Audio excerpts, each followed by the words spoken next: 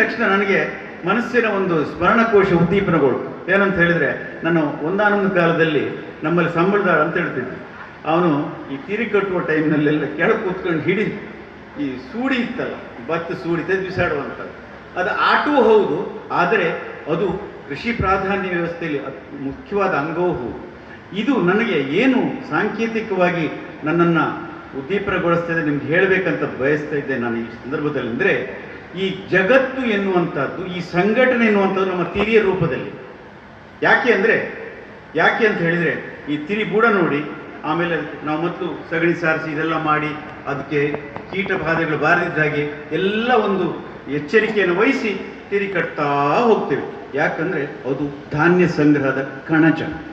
ಆ ಕಲಶ ಮೂಲಕವಾಗಿ ನನ್ನ ಹತ್ರ ಹೇಳಿದ ಕಡೆಗೆ ಹೂವನ್ನು ತಲೆ ಮೇಲೆ ಇಟ್ಟೆ ನಾನು. ಅದು ಕೂಡ ಸಾಂಕೇತಿಕ. ಅಂದರೆ ಅಷ್ಟು ಪೂಜನೀಯ ಭಾವನೆಯಿಂದ ನಾನಿದನ್ನು ಯಾಕೆ ಇದರ ಉಪಮೆಯನ್ನು ಕೊಟ್ಟು ನಿಮ್ಗೆ ಹೇಳ್ತೇನೆ ಅಂತ ಹೇಳಿದ್ರೆ, ಈ ಕೂಟ ಮಹಾ ಜಗತ್ತು ಎನ್ನುವಂಥ ಬೃಹತ್ ಸಂಘಟನೆ ಎನ್ನುವಂಥದ್ದು ಒಂದು ರೀತಿಯಲ್ಲಿ ತಿರಿ ರೂಪದ. ಈ ತಿರಿ ಎನ್ನುವಂಥದ್ದು ಇವತ್ತು ಈ ರೀತಿ ಇರಬೇಕಾದರೆ ಅದೆಷ್ಟೋ ಜನರ ಶ್ರಮ ಇದೆ. ನಾವೆಲ್ಲ ನಿಜಕ್ಕೂ ಫಲಾನುಭವಿಗಳೇ.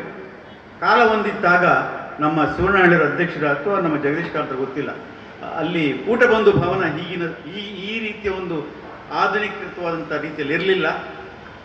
ಆ ಸಂದರ್ಭದಿಂದಲೂ ಕೂಡ ಈ ಮಹಿಳಾ ವೇದಿಕೆಯೊಂದಿಗೆ ನಿರಂತರವಾದ ಸಂಪರ್ಕದಲ್ಲಿ ನಾನು ಕೂಡ ಇದ್ದೆ ಎನ್ನುವಂಥದ್ದನ್ನು ಅಭಿಮಾನಪೂರ್ವಕವಾಗಿ ನಿವೇದಿಸ ಬಯಸ್ತೇನೆ. ಅಂದರೆ ಈ 25 ವರ್ಷದಲ್ಲಿ ಈ ಮಹಿಳಾ ವೇದಿಕೆ ಯಾವ ರೀತಿಯಲ್ಲಿ ಮೇಲ್ಮೇಲೆ ಬರ್ತಾ ಇತ್ತು, ತದ್ರೀತಿಯಲ್ಲಿ ದೇವಸ್ಥಾನವೂ ಕೂಡ ಉಚ್ಛ್ರಾಯ ಸ್ಥಿತಿಗೆ ಬಂತು, ಸಮಾಜವೂ ಕೂಡ ಉಚ್ಛ್ರಾಯ ಸ್ಥಿತಿಗೆ ಬಂದು ಸಮಾಜದ ಗುರು ಭಕ್ತರೆಲ್ಲರೂ ತಮ್ಮ ತಮ್ಮ ಕಾರ್ಯಕ್ಷೇತ್ರದಲ್ಲಿ ಉಚ್ಛ್ರಾಯ ಸ್ಥಿತಿಯನ್ನು ತಲುಪ್ತಾ ಇದ್ದಾರೆ, ತಲುಪಲಿಕ್ಕಿದ್ದಾರೆ. ಇದಕ್ಕೆ ಯಾಕೆ ನಾನು ಇದನ್ನು ಹೇಳ್ತಾ ಇದ್ದೇನೆ ಅಂದರೆ, ಈಗ ನಾನು ನೆನಪು ಮಾಡ್ಕೊಳ್ಬೇಕಾದದ್ದು ಗತಿಸಿದ ಕೀರ್ತಿಶೇಷರಾದ ಗುಣಿ ವೆಂಕಟರಮಣ ಮಯ್ಯರ್ ಇರ್ಬೋದು ಅಥವಾ ವಾಸುದೇವ ಕಾರಂತರು ಇರ್ಬೋದು, ಅಂಥ ಒಂದು ಮೇಧಾವಿಗಳು, ಅಂಥವು. ಆವಾಗೆಲ್ಲ ಸಂಘಟನೆ ಎನ್ನುವಂಥದ್ದು ಬಹಳ ಕಷ್ಟ. ಇವತ್ತೇನಿಲ್ಲ, you call any event manager, ಒಂದು ಸಂಘಟನೆ ಮಾಡೋದು, ದುಡ್ಡೊಂದಿಷ್ಟು ಕಲೆಕ್ಟ್ ಮಾಡಿ ಮತ್ತೊಂದು ಮಾಡಿ ಸೀದಾ ಒಂದು ಈವೆಂಟ್ ಮ್ಯಾನೇಜರಿಗೆ ಹೇಳಿಬಿಟ್ರಾಯಿತು, ಎಲ್ಲವೂ ಸುಸಜ್ಜಿತವಾಗಿ.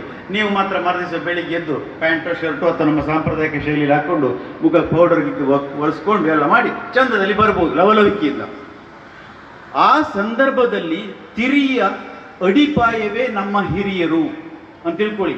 ಹಾಗಾಗಿ ಈಗ ಈ ಸತ್ ಪರಂಪರೆ, ನಾವು ಶಾಂಕರ ಪೂರ್ವ ಕಾಲಘಟ್ಟದವರು. ನಾವು ಶಾಂಕರ ಪೂರ್ವ ಕಾಲಘಟ್ಟದಲ್ಲಿ 4ನೇ ಶತಮಾನದ ಕಾಲದಲ್ಲಿ, ಆಮೇಲೆ 7-8 ಶತಮಾನದಲ್ಲಿ ಕದಂಬ ವಂಶದ ರಾಜರಂಥ ಮಯೂರವರ್ಮ, ಅದರ ನಂತರ ಅವನ ಮೊಮ್ಮಕ್ಕನಾದಂಥ ಲೋಕಾದಿತ್ಯರ ಕಾಲದಲ್ಲಿ ಭಟ್ಟಾಚಾರ್ಯರೆಂಬ ವಿಭೂತಿ ಪುರುಷರ ನೇತೃತ್ವದಲ್ಲಿ ದೂರದ ಗೋದಾವರಿ ತೀರದಿಂದ ಇಲ್ಲಿಗೆ ವಲಸೆ ಬಂದು ನಾವಿಲ್ಲಿ ನೆಲೆಸಿ ಈಗ ಜಗತ್ತಿನಾದ್ಯಂತ ಈ ಗುರುವಿನ ಒಂದು ಮಹಿಮೆಯಿಂದ ವಿವಿಧ ಕ್ಷೇತ್ರದಲ್ಲಿ ಪಾಕಶಾಸ್ತ್ರದ ವ್ಯೋಮಶಾಸ್ತ್ರದವರೆಗೂ ಕೋಟದವರು ಬೆಳಿತೇವೆ.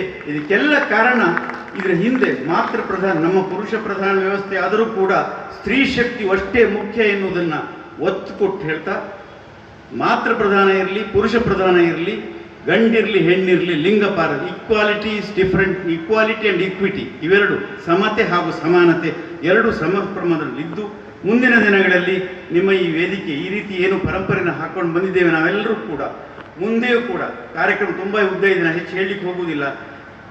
ಹಿರಿಯರ ಈ ಇನ್ಕ್ಲೂಡಿಂಗ್ ಮೀ, ನಾವು ಇದಕ್ಕೆಲ್ಲ ಏನು ನಾವು ಮಣ್ಣು ಹೊತ್ತಿದ್ದೇವೆ ಅವನ್ನೆಲ್ಲ ಗುರುತಿಸುವಂಥ ಕಾರ್ಯಕ್ರಮದ ಜೊತೆಗೆ ವೈಶಿಷ್ಟ್ಯಮಯ ಹಾಗೂ ವೈವಿಧ್ಯಮಯವಾದ ಕಾರ್ಯಕ್ರಮವನ್ನು ಹಾಕ್ಕೊಂಡು ಸಂಭ್ರಮದಿಂದ ರಜತ ಸೀರೆಯನ್ನು ಆನಂದಿಸ್ತಿದ್ದೀರಲ್ಲ, ನಿಮಗೆಲ್ಲರಿಗೂ ಒಳ್ಳೆಯದಾಗಲಿ, ಶುಭವಾಗಲಿ, ಉಭಯ ದೇವರುಗಳು ಸದಾಕಾಲ ನಿಮ್ಮನ್ನು ಹರಿಸ್ತಾ ಇರಲಿ ಅಂತ ಹೇಳ್ತಾ ನನ್ನ ಮಾತನ್ನು ವಿರಾಮಿಸ್ತೇನೆ.